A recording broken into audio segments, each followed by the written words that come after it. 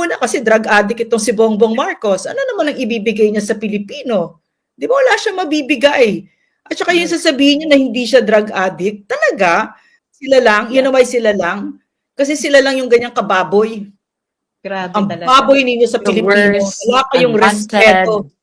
no Talaga, respect at talagang, all. at saka alam mo, Ling, Angel, mga kababayan, talagang paniniwala ko talaga yun eh. Kung sino ka, yan ang regalo mo sa mundo. Yan ang dala mo sa ano, yan ang nilalabas mo.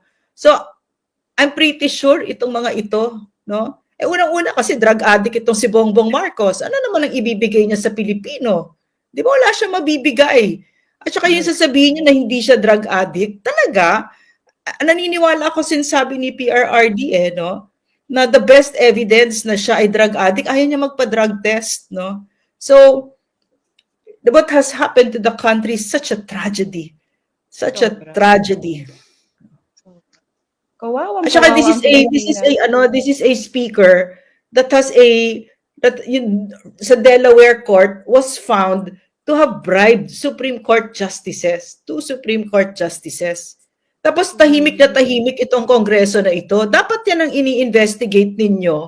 Kung hindi kayo, kung meron kayong paninindigan at may prinsipyo kayo, kaso wala eh.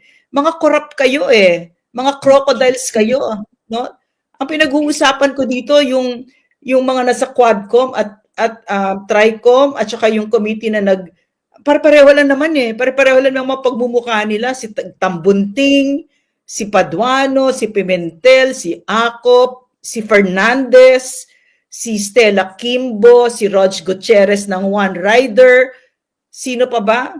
Sino pa ba? Si Chua, no? Syempre si Romualdez. I mean, kahit yung isa, what's his name, si Libanan, mga nasa likod niyan, no? Si Barbers,